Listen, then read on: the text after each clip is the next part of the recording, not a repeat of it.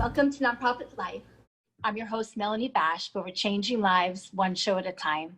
The show today is sponsored by Leverage, and I am so excited to have John Etzell with us today, the Executive Director of Boys Town. Welcome, John. So nice to have you here. Thank you so much, Melanie. So excited to be here. Appreciate it. John, I would love for you to be able to tell the community all about the mission and vision of Boys Town. Yeah, definitely. Boys Town, Nevada, the mission is to change the way America cares for kids and families. And we've been doing that here in Las Vegas for over 29 years, helping tens of thousands of kids during that time. And we're just thrilled to have the opportunity to continue to get the word out about the good work that we're doing. It's amazing. Wow. I know about all the good work you're doing and how dedicated and devoted you are to this organization. That's really, really incredible.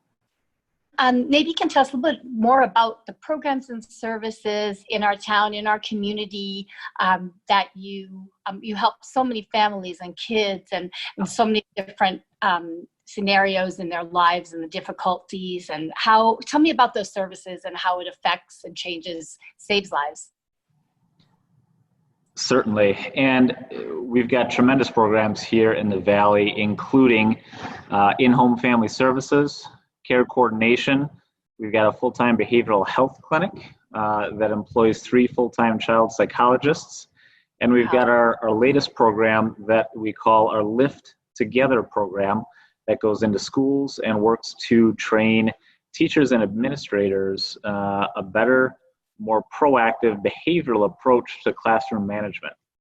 So that's designed to keep kids in the classroom where they're learning more, and they've then got the opportunity to perform better on standardized tests and everything else that comes along with it. But so much of our work is done in people's homes, and that's really what makes the difference for a program like Boys Town, Nevada. Our in-home family services and our care coordination is focused on developing resources and empowering families to make better decisions. So if a family is either referred to us or they call us up and say, hey, I'm not sure what to do. I'm struggling finding work right now. I have a feeling I'm going to get evicted from my house or my rental. What can I do? I've got 2 young kids. Can you help me out? That would be a good case for our care coordination team, who would then find out what strengths that they have and what areas that we can come alongside them and really teach them how to meet their needs on their own.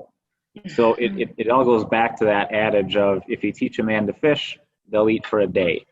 Or if you give a man a fish, they'll eat for a day. If you teach them, they'll be able to eat for a lifetime. Our goal is to be able to work with the family so they're confident enough that if they need to access, job services, if they need to access rental assistance, if they need to access, medical or psychological or dental or eye or school help, that's something that we can help and show them how to do. So our consultants will physically go into their place, wherever they're living, and sometimes those are the shelters here in town as well, and start their work with them. And that could be 2, 3, 4, 5 hours a week for anywhere from 14, 16, 18 weeks at a time, until we feel that they've made enough progress in their treatment where they can do it on their own. And when we're able to do that, we're then reducing the cost that they may have in other services in town. So it's a great program, and that's what we do for care coordination. Our in-home family services works with families more on the behavioral side of things in their home. So we may get a referral from a pediatrician, from a school, from Department of Family Services, or the juvenile justice system. We've got contracts with all of them. And that normally is the kid behavior has been a struggle, and the parents aren't quite sure how to turn that around to best keep the young man or the young woman doing well in their home. So same concept. The consultant will go into the home, sit around the kitchen table, sit in the living room, and find out what the strengths are with the family. They'll really get to know them and figure out what it means for this particular family to be successful, and then empower the parents, usually in just a couple little tweaks here and there, and in what their consequences or what their reward system looks like for their kids when they do engage in positive behavior to be able to earn some of those things. Very similar, there's a treatment plan program, and it lasts, 12, 14 weeks. It's amazing. Please tell me, during the pandemic and COVID-19, you probably have seen it really, the services, families that are in such need because they don't have jobs. If they had jobs before and they had little money coming into the family, that probably really affected your organization even more so for people needing help. Talk to me a little bit about how that escalated or happened during this time. Yeah, definitely. And there certainly has been a larger need for a lot of services, during this time. And I'm just thrilled that Boys Town is a part of the greater Las Vegas area with all the great nonprofits, a lot through the good direction and pulling together resources that the United Way has done during this time. Kyle Ron deserves a lot of credit for that. But Boys Town in particular, we've had to adjust all of our services. Like I just said, normally we're going into homes and we're sitting and meeting with families.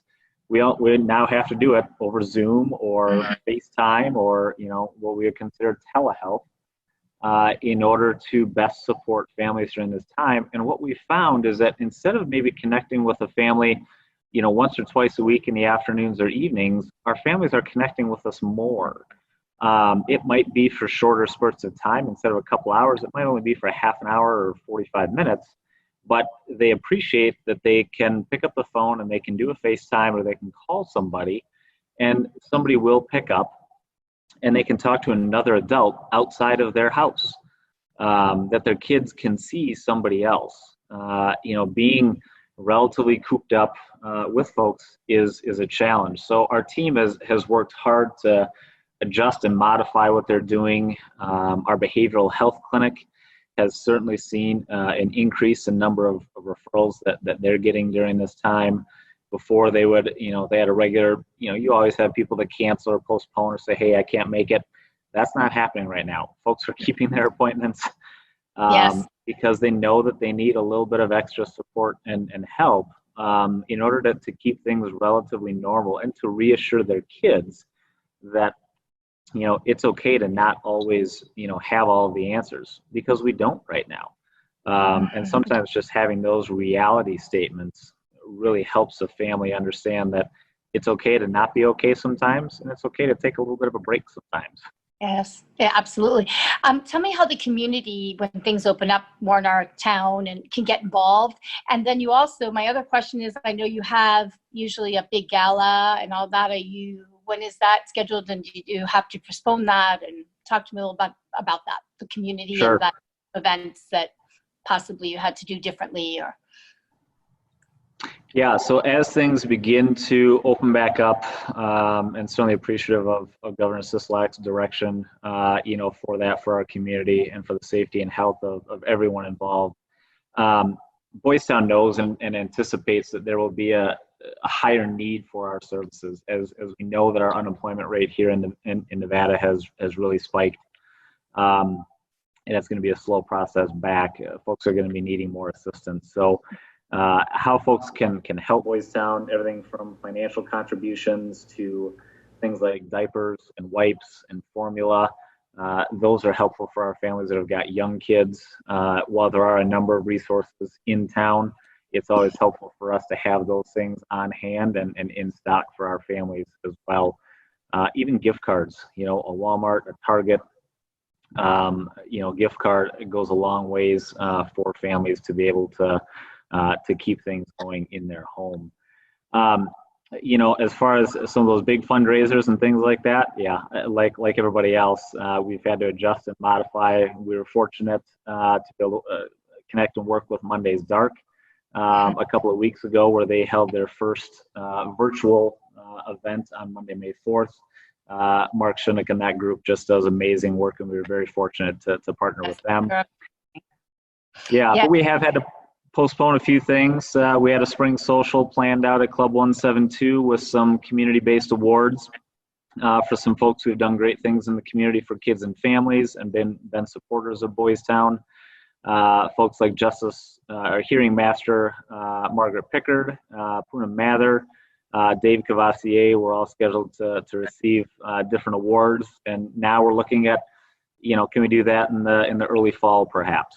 Because it would really be nice to be able to do things in person again. That's for sure. Absolutely. If people want to get involved, can you state your website so people can support and things that you're doing, and if people need services as well? Thank you. And folks can check out our website at www.boystown.org/locations/Nevada. Will get us to our website, as there are sites all over the country.